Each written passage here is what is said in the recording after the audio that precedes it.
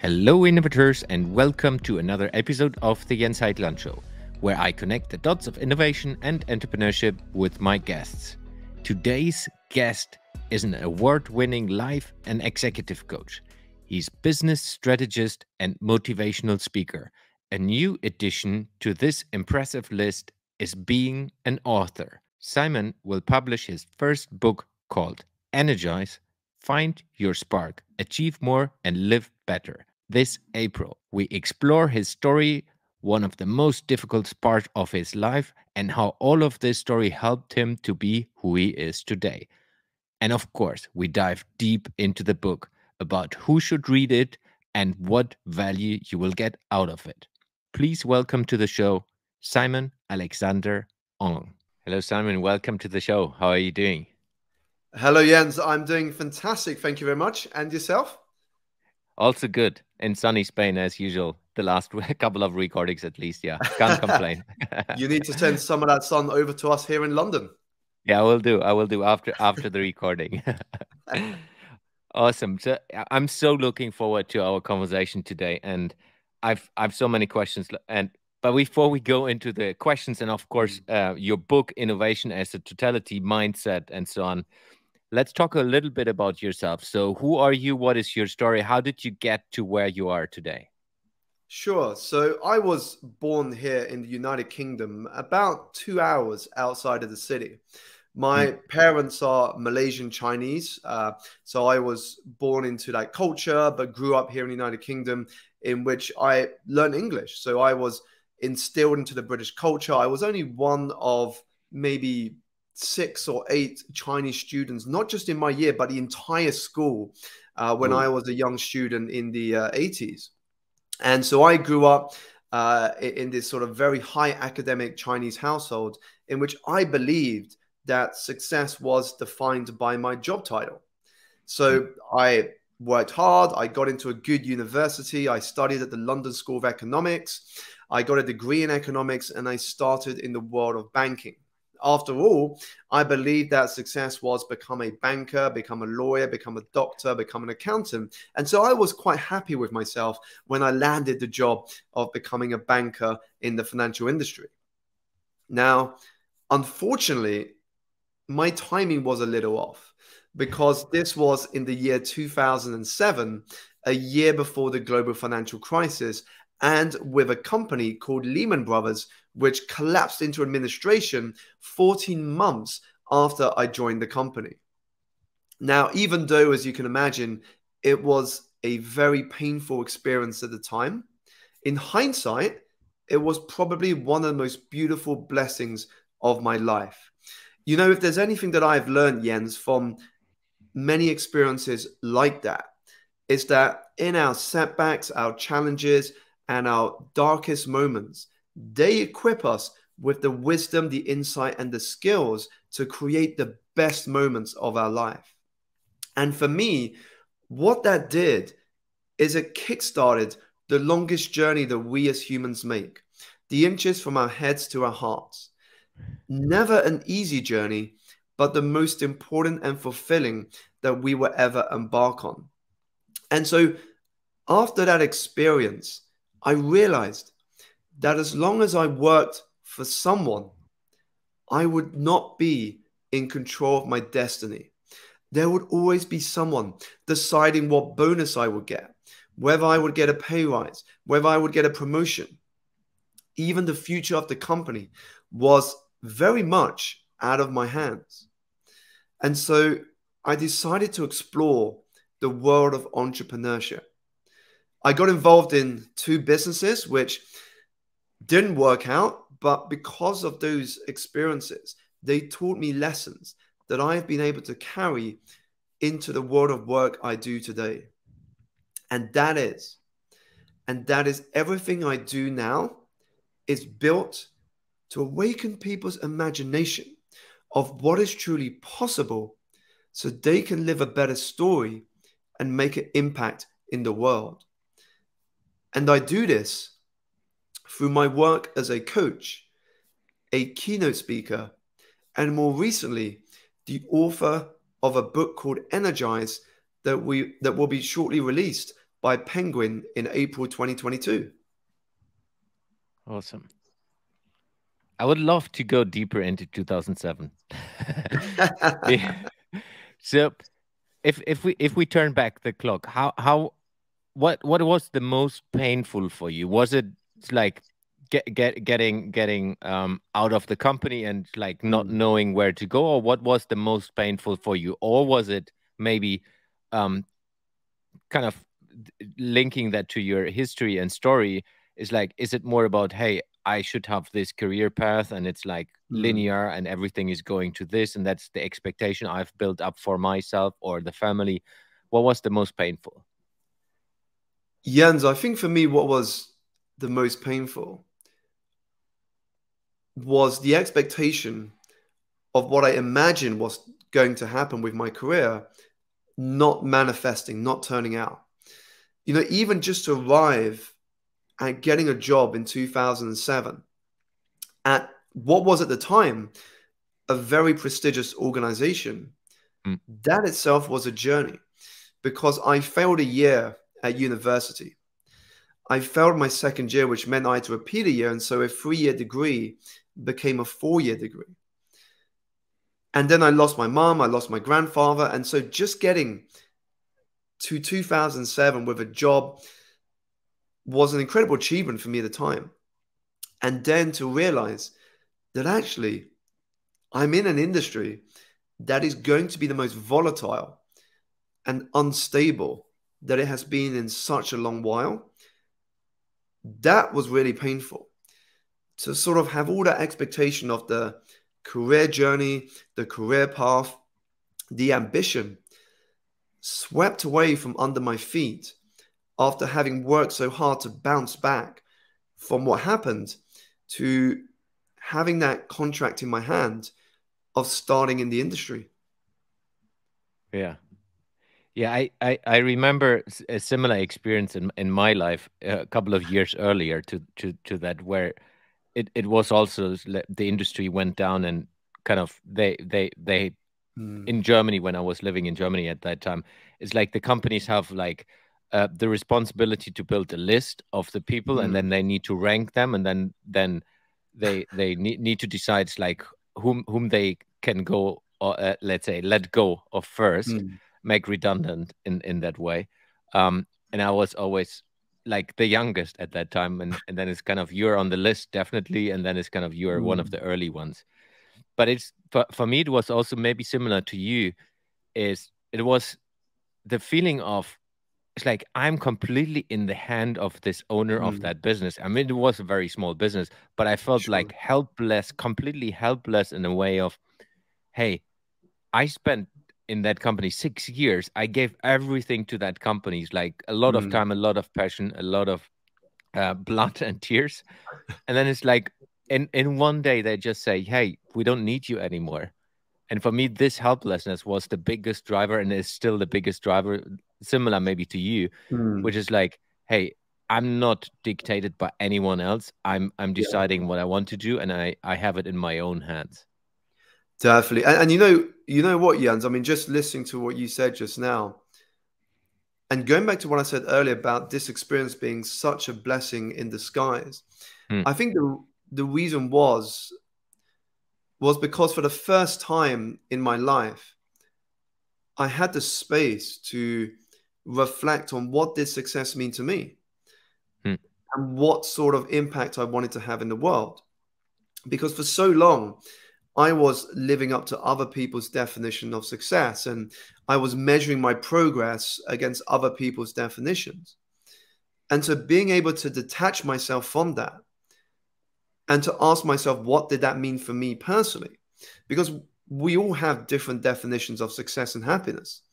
hmm. That for me was a real game changer because once I started to own those definitions, I was then able to build my life and career around those answers. Hmm. So if we dive deeper, what is happiness for you in your definition?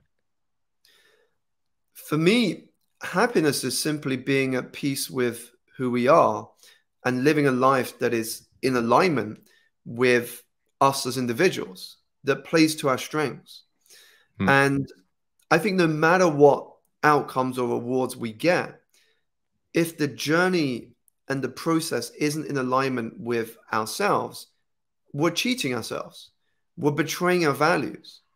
And that's why I think there's a big difference between success and fulfillment. You know, you can be successful in something you hate, but it won't bring you fulfillment. Mm. Fulfillment and happiness comes from knowing yourself at a deep level. What is it that you want to do in life? What sort of story do you want to write? And being at peace with not being distracted by other people's opinions and views about what you are doing in your life. Because ultimately, you want to live a life true to yourself, not a life for others. Yeah. Did you have at that time someone on the side who helped you through this period, like a coach or someone? Yeah, so once I started to get into coaching, to get qualified as a coach, I began to realize the power of that skill. And so I went out and I sought out coaches and mentors.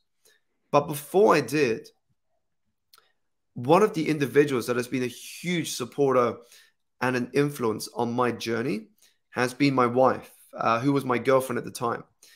And she was very supportive in, I guess, not just the ups, but also the downs, Mm. and gave me the space to really explore those emotions that we all experience when we go through the emotions of life. And it taught me, Jens, that, you know, the greatest gift that we can give others is the space for feeling heard, supported, and appreciated. You know, if we took that and we brought it into communities and organizations, imagine how many of these places would flourish Yeah. because people feel that there is a space for them. Yeah, I can't agree more.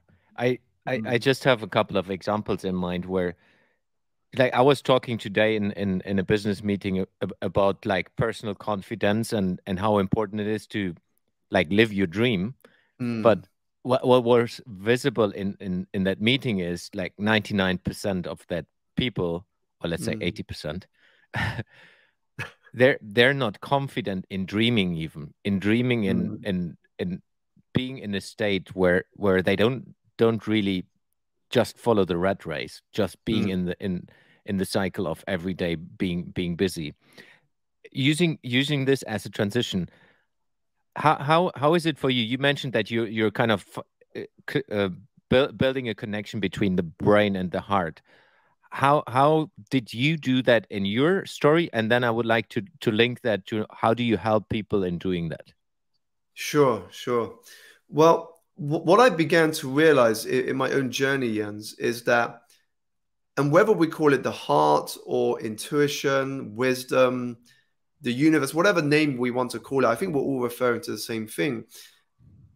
I started to realize just how much wisdom there is in our heart and our gut.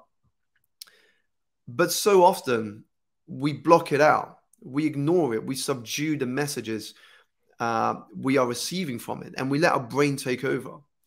And so, what I've learned through my own journey and the way I help people in the work I get to do is to spend more time listening to our heart, because it may not always take you to where you want to be, but it will always take you to where you need to be. And that's an important distinction, because every experience we go through in life serves a purpose to teach us a lesson, to introduce us to someone, to open up an opportunity. But we have first got to listen to our heart. And then when the brain kicks in, it's more on the execution side. What is the plan? What is the strategy? That is when the brain kicks in. Now, I found the reason we don't listen to our heart is because we don't create the space to do so. What I've seen, and I think it's been a big trend, not just in the US, but across the world, is during the COVID pandemic, there's been this term that has come up in the media called the Great Resignation. And I think the reason why this has suddenly become so pronounced is because many in the world have retreated inside their homes. Suddenly they've got this time and space to listen to their heart, to go inside when they can't go outside. And it is why when people talk about mindfulness or meditation, there's a good reason why people talk on and emphasize it so much, is because it is a very powerful experience. You learn, just as I learn, that silence is far from empty. Silence is full of answers if we are willing to listen to it. And that is why, going back to what I said earlier, that is why the longest journey is from our head to our heart. Because as we embark on it, we turn our heart into our spiritual guide, or our spiritual advisor, if you will. And we begin to deepen that relationship we have with it. Yeah, love it. I think it's, and I work with companies and people in a similar way, maybe. I think the hardest part for people is to realize, like you and I have had situation which forced us from the outside in to do things differently.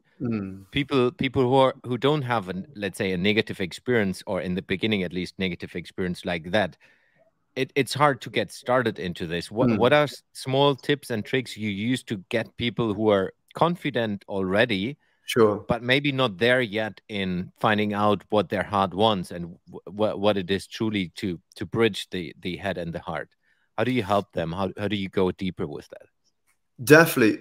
For me, the focus to help them understand when they haven't had many negative experience or sort of setbacks is to deepen their awareness, because you cannot have self-development without first having self-awareness, simply because you can't change what you're not aware of. And so the first area I focus on is just to deepen that level of awareness. And a great activity that we can all embrace immediately to deepen our awareness is the activity of journaling, of simply downloading what is in our mind onto paper, downloading our thoughts onto paper. Because what happens when we do so, we become more aware of the thoughts that we're having up here. And then we can start to organize them. We can start to have clarity on the best way forward. We can start to notice our patterns. But we can't do so unless we've downloaded that onto paper. And Jens, I often get asked, can I do this on an iPad or a smartphone or voice record? And I say, you can, but the impact is lessened if you do it that way. Because when you take physical pen to paper and you write down your thoughts, you have to do so intentionally. You're doing so deliberately. You're being mindful about that practice. You're disconnecting yourself from the noise in order to just be with your thoughts, to enjoy the dance between thoughts being on paper, the words that are coming out on that white space. Whereas when you use technology, the downside is, well, you can easily be distracted by the notifications, the tabs. Writing down on paper, old school, yes. Powerful, definitely. Yeah, agree. I did this. So I have experienced it myself. I did I don't know if you know this how it's called, morning journals or something, where you write every morning like 3 pages. And I did it first on the iPad, and then I was thinking like, yeah, it's okay, but it's not really bringing that much. And now I was reading somewhere in the internet, it's like, hey, you should do this on paper. And then I did this on paper for a week every morning. Yeah. It was huge difference, huge difference. So I 100% agree. This old school way of thinking, which is like, hey, I'm using paper, it's super powerful. It helps. And just to show you how powerful it is, I remember in the early part of my journey, I had the opportunity to ask Richard Branson a question on a webinar event that he was hosting for Virgin. And I asked him, what is one habit that you would recommend for new entrepreneurs, people who are looking to grow their business and make an impact in the world? And he said, as he took out a small notepad from his jacket, He said that he always carries a small notepad and pen in his pocket so that he can capture insights, ideas, and inspiration wherever he is. From a conversation with a stranger, to a magazine he reads while waiting to board a plane, to attending an event and inspiration strikes at that moment. When you've got a notepad and pen at hand, you can capture all of that thinking and review it at a later stage. Yeah, it's so important and so small, but so important and so powerful. This practice, and in my experience, it takes sometimes a while to get into it because, like, depending of how you work and where you work, in which environment you work, it's sometimes it's like it's not easy to always have something like paper and pen around or a small booklet. But if you just find different versions, like I have one in front of me, which is an A4 large version, because I just want to take all the different podcasts into notes as well and just have them and look back. So I have now stacks of books at home or workbooks at home where I just have all the documentary of my brain and what I thought during the conversation, or just a couple of words. And it's super powerful when you do that. And I try to do that as well on a daily basis, to just write, journal, and think about what does that impact of my life. And just sometimes I'm never looking back, but it's somehow helps me to clear my brain and my mind, and then crystallizing, like sometimes it's just a word per day that I'm underlining, and that word sticks and helps me to do something different.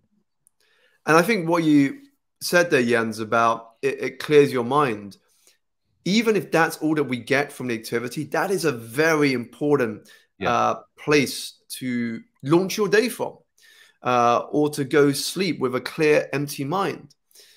Because the question I always put to the people I work with is this: would you rather have a cluttered mind or cluttered books? I know which I would have. I would rather have a clear mind, because it allows me the space to focus on what is most important. Yeah, absolutely. So let's go into your book.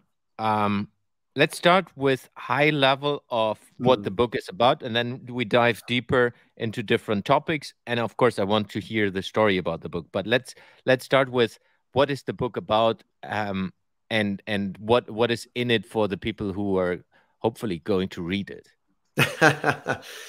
Thank you so much, Jens. Well, the book is called Energize, and at a high level, the book is teaching readers on how they can invest in their single greatest investment, which is their own energy.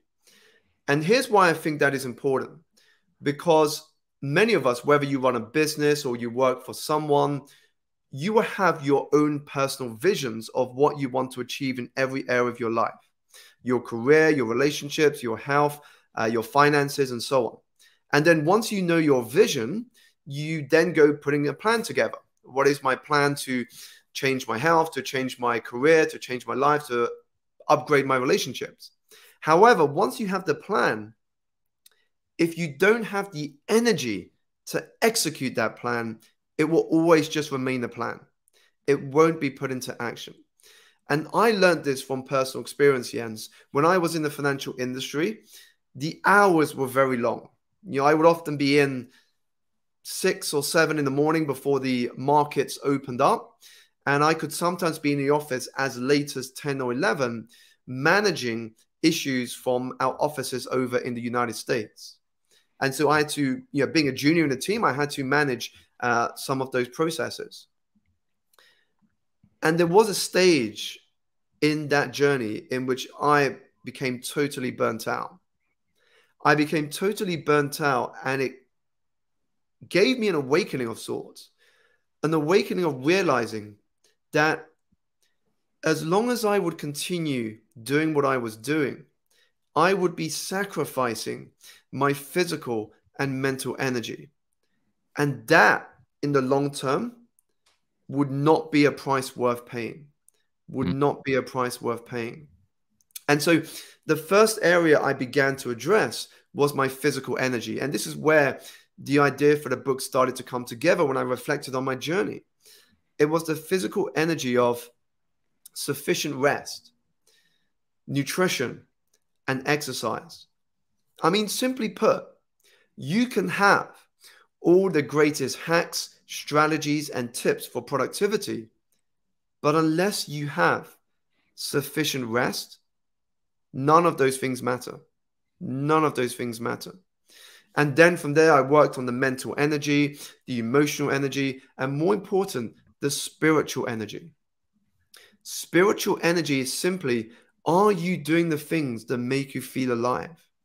Because many of us are exhausted and tired, not because we're doing too much, but because we're doing too little of the things that make us happy.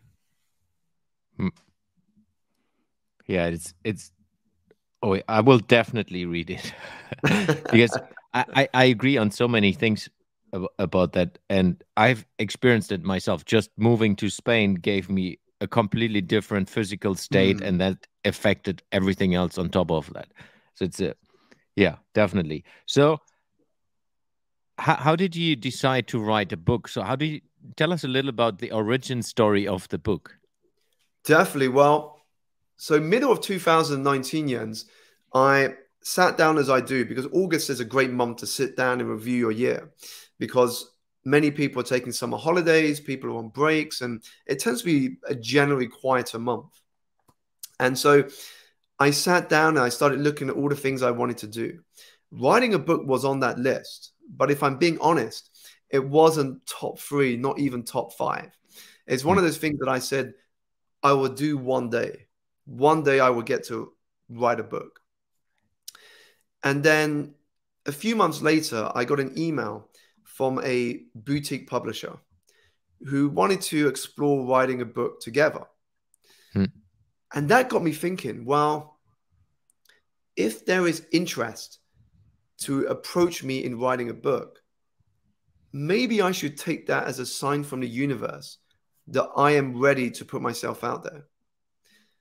And once I got that feedback from this boutique publisher, I spoke to my wife and she said to me, Simon, well, if you are going to write a book, why not try and write it with some of the biggest publishers in the world? The Penguins, the HarperCollins, the Simon & Schusters. And so I said, yes, why not? What have I got to lose? And so I started to send emails and messages out to all of these publishing houses. And then crickets. Nothing happened. For 3 months, I had no response. And then in 2020, early 2020, I looked at my inbox and there was an email from Penguin.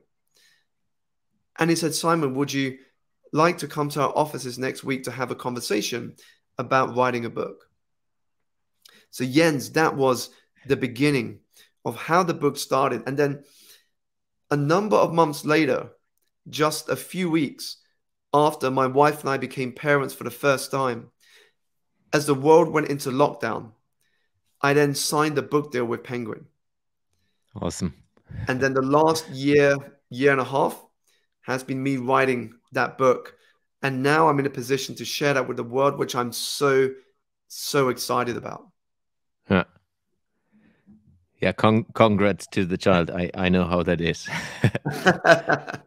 Our daughter is 4-year-old, so it's still vivid in my mind when she was born. So from a process, because I see you kind of like a very organized, and that's from the outside, a very organized and passionate person that is kind of getting things done. How did you approach this book project as an exercise for you that as well fulfills your energy needs? Sure. Well, I'm going to share first the scenario I imagined and then the reality of what actually happened, because I think it's quite useful for listeners just to have a bit of an insight into that. So before I got the book deal, before I started writing, I'd always imagined that if I were to ever write a book one day, I would be sitting in my office with a nice view of the outside world and a cup of tea or coffee next to my laptop. And I would spend a few hours each day writing. So that was kind of the imagined scenario. However, just before I got the book deal, my wife and I became parents for the first time. We had a lockdown in the country. Because both sides of our parents live outside of the UK, we had no family around, and we couldn't have access to a childminder because no one was allowed to come into our homes. And so the reality was very different. It was just my wife and I raising our daughter. And so that idea of hours of writing went completely out of the window. And so my schedule, in effect, it became my child's schedule. So whenever she would sleep, I would get my laptop out and I would start typing. And whenever she would wake up, I would help my wife in giving attention to our daughter. And so that was very tough. I'm not going to lie, it was very tough. And in order for me to finish the book, because once you have a contract with a publisher, you have deadlines because they're paying you in advance. And so you have to meet some certain deadlines. My wife was very supportive in stepping back a little bit from her business in order to give me the time to write the book. And I'm not going to lie, it has been one of the most challenging experiences of my life. But I've learned so much in that journey. You know, every pocket of time I had, I would bring out the laptop and I would get writing. And so my schedule was constantly fluid until our daughter hit 14, 15 months, because then she could attend nursery when the nurseries reopened. And so once she attended nursery, suddenly I had all of this time that I could use to finish off the rest of the book. And now from that experience, the biggest lesson for me is actually, now that I've got children, my productivity has increased even further.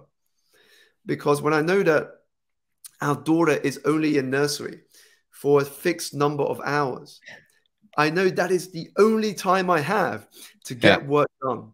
Because once she's at home, she demands our full attention. Yeah, I know this. That's why when I'm recording podcasts at home, I need to lock the door because she will come in and have fun with us. Awesome. So from the topics perspective, so what was the title of the book and how you want to approach the book already in your mind when you have been thinking about writing a book, or was that something that also came over time where you said, I want to cover this main things and I want to express that in a certain way. Let's have a look what comes out, or was it already structured before? How was that? Sure. So it sort of came up during the conversation with the publisher, because, you know, as I said earlier, I didn't plan to write the book. It wasn't on my top priorities. And then suddenly I'm in conversations with the publisher. And so it was only at that point that I began to think about, if everyone was going to read my first book, what do I want it to be about?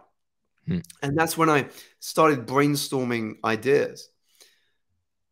And one of the experiences and reflections that geared me towards the sort of idea of energy was not just my personal experience, but it was also the reactions I got. Every time I came down from stage speaking at a public conference, I would have audience members coming up to me at the end and saying, Simon, if only I had a small percentage of your energy, I could go out there and accomplish so much. And that got me thinking, what gives me energy? What allows me to show up, whether it's a talk or an event or a client, with the energy that I've got? And so the first title I put together for the concept of the book was Energy is Everything. Energy is everything. Because it is. I mean, energy introduces us before we even speak. It's a language that has no words, yet we can feel it. We can resonate with other people's energy. And as I started to write, that title shifted from energy is everything to energize, which for me is the verb of taking action to address our energy. How do we energize ourselves? What would life look like if we were living a supercharged life and we were embodying characteristics of energizers, not drainers? Because imagine a team or an organization in which every single person, from the most junior to the most senior, were embracing these sort of energizer characteristics. That for me would be incredible. And so that's part of the thinking I had when I came up with the title for the book. So if we look forward into people reading it in the future, what is the benefit and what is the situation you recommend people to read the book? Well, I'll start with the benefit and then the situation. So the real benefit is, number one, to be inspired to live more intentionally. Because so many of us are living on autopilot. We're allowing life to happen to us rather than for us. And so once we start to live with intention and a responsibility, we're able to shift reality into our favor. So that's the first benefit, is really to be inspired to live more intentionally. Second is to make an impact in the world, because that is what brings meaning to our life. Our value is determined by how much more we have given to the world than we have taken from it. So as part of that, the purpose of the book is hold up to you a mirror of where you are at right now. Honestly, where are you right now? Are you where you would like to be? Are you doing something that actually you hate? Are you doing something that goes against your values? Then if so, follow the exercises, activities, and insights in the book. And hopefully that will, as it did for me when I started my journey, it will open up the path to you seeing your hero potential and what you can accomplish as you begin to fulfill your potential. The third is simply to live with more energy. Because when we live with more energy, we have the ability to focus our attention on what matters most. In fact, when you understand what your purpose is, you awaken your greatest source of energy. Productivity becomes easy, effortless, when you know exactly what it is you are meant to do, and clarity on what would make an incredible year for you ahead of time. When you got clarity on those things, productivity flows a lot easier. Yeah. In terms of situation, I think it's when people are going through a period when they are feeling tired, exhausted, lost, confused, needing a bit of direction, as many of us do at some points in our life. I think that is when the book will be most useful. When you are experiencing some of those symptoms, to be able to pause, to dive into a book like this, and to help deepen your awareness of where you are, but also where you can be. Because too many of us are living in the past, worried about what if. What if I did this? What if I did that? What if this event didn't happen? We can't go back and change what happened. But what we can do is we can change where our trajectory will be tomorrow. Yeah. Love that. So did you write that in a story format, or did you write that more as a, or maybe a combination, as a kind of guide, which, hey, these are the different steps that help you to get there, or is it more story just for the readers? It's a bit of both, really. So what I mean by that is within the book, I share a lot about my personal story, stories of my clients, stories from other case studies, but I also embed into that activities that have worked well for me in my journey, and also certain frameworks and steps that readers can apply in their own lives. But the reason I wanted to include story is because I am a big fan of storytelling. In fact, one of my ideas, Jens, if I do get the opportunity to write a second book, one of my ideas is to write it in the form of a parable. But I wanted to write the first book in a way in which there are some practical things, some tools, resources, ideas that people could apply immediately. And so that's why I wanted to blend the two styles so people can have an emotional connection to why it is important to address these areas, but also have some pointers or direction on how they can sit down right now and start making those changes. Yeah, I love books like this because one thing is you get the connection where you think, yeah, I feel like that as well. This is exactly how it is. But how do I solve this? How do I solve this? And some books don't answer that, but I love that you incorporate that straight away. So it's like, okay, this is a possibility how I can do it. Definitely, definitely. So, anything else that we have missed from a book which we should mention? Well, one thing I can say is, and this is just sort of a mini preview, I guess, of how the book is laid out. So I lay out the book into 4 parts. And there's a reason, because I want to take you, the reader, along the journey of how to go from exhausted to energized. And so the first part of the book is simply called Awaken. The second part is called Rewire. The third is called Protect. And the fourth is called Supercharge. Now, the reason the first part is called Awaken is because that was my backstory. It was, how do we as humans awaken our greatest sources of energy, both from a theoretical but also a practical perspective. Now, once we've got this energy, which for most of us, it comes first in the physical form. The second is, well, how do we then rewire our energetic state up here so we can then bend and shape reality in our favor? Because that is possible. You know, there's no one reality that we're living in. We're living in our own customized realities. The way you interpret an event would be very different to the way I do. But that also means that we have the ability to choose a different thought at any moment. And what we bring into our thinking, we bring into our reality. Now, when we rewire our energetic state, we can begin creating, if you will, I'm trying to think of the best word here, but we can begin creating almost acts of alchemy, where we can almost bend reality. We can design our experience in whatever way, shape, or form we want. And then the third part of the book is about Protect. And this is something many neglect. Once you have the energy, you've got to be careful not to just leak it away. How do I protect my energy through boundaries, through environment optimization, to ensure that I keep a sustainable level of energy for the very things that will help move me forward? And then the last part is Supercharge. And those are just some collection of ideas and insights that can keep you supercharged throughout your life. Nice. So where can people look out for the book? When does it come out? Sure. So the book is launched on April 21st.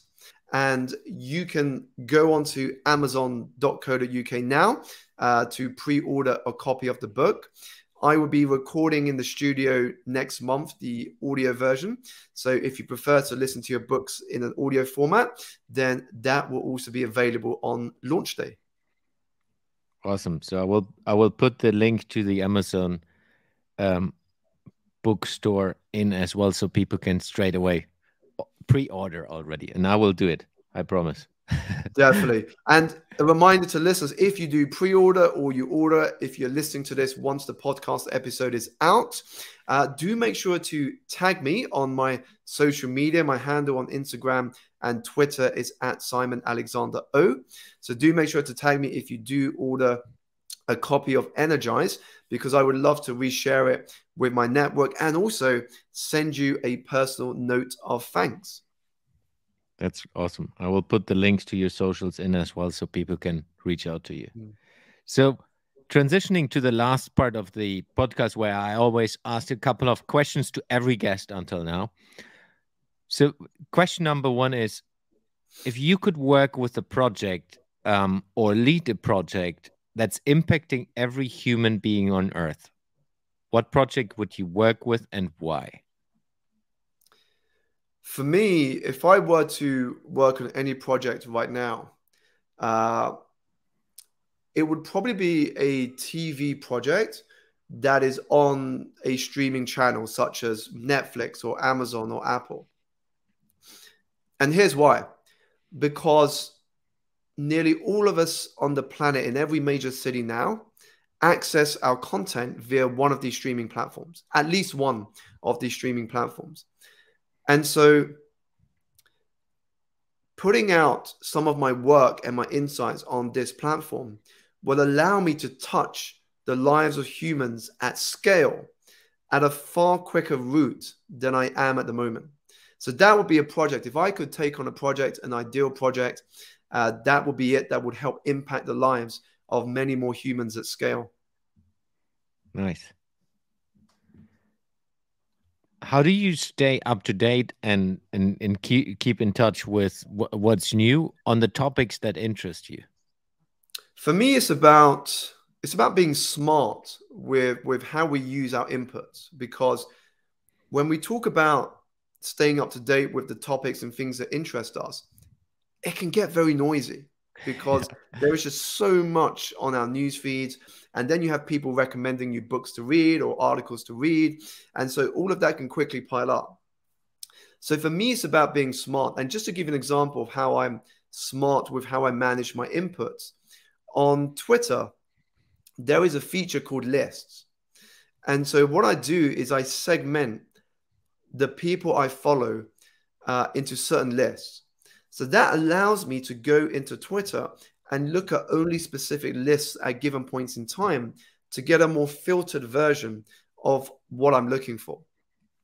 And then in terms of news, well, I don't have time to watch any news given the work I do and the projects I'm involved in. So for me, it's a great conversation starter where I can get some news and keep up to date with what's going on. I can just ask people, what exciting things are you working on at the moment? What sort of things that are going on in the world that are catching your attention? And not only does it make for a great conversation, but it helps me to keep abreast of what is going on. And then it is also being part of some great groups where people are sharing what's going on in their world, and I can sort of catch up with things that resonate with me. So I think it's about being smart with how we manage our environment of inputs. If we look ahead 1 year from now, how will the world how has the world changed for you, and what's going to happen within the next year for you? What do you believe? Well, my hope, Jens, is if I look ahead a year from now, is number one, I can actually go holiday around the world with my family without restrictions. So that's the sort of personal hope. From a professional perspective, the hope is that my book will have had an impact with the audience that I'm targeting. And as a result, I will be able to speak more internationally as the world opens up and share more of my messages with different audiences, but then also to begin working on book number 2. So that's sort of my hope that in a year's time, on a personal level, I can start exploring the world again, because I find I learned so much from different cultures and different cities and places across the planet. And then second is just to be able to have more opportunity to spread the insights from the book to wider audiences, whatever that medium may be. Yeah, beautiful. Simon, thank you very much for have been joining me here on the show. It was a pleasure. I'm looking forward to read your book. Definitely, it's going into the pre-order the next days. Thank you very much for being on the show. Jens. And if there's anything I can leave the audience to think about, it is this. When I became a father for the first time, the moment I held my daughter Sienna in my arms as she came out of my wife, I was reminded of something that we as humans forget very quickly, which is we are a miracle. To see a miracle happen in your arms reminds you of the fact that the gift of being born into this world and experiencing life in all of its colors is a gift many will never get to experience. But the fact is, we are experiencing it right now. We have won the greatest lottery there is going, the lottery of life. And the question for you, the question for us that we need to be reminded of is, what are we going to do with that winning ticket? Love it. Simon, thank you very much. Pleasure, Jens. Thanks for listening to today's episode. You will find the links and resources in the show notes of this episode. If you would like to support the podcast, the most impactful thing you can do is subscribing to the show on any of the podcasting platforms and give me a review. This will help me to reach more innovators around the world and bring some of you into the show. If you have any questions to the guest or want to engage with me, feel free to reach out to me on social media and contact me there.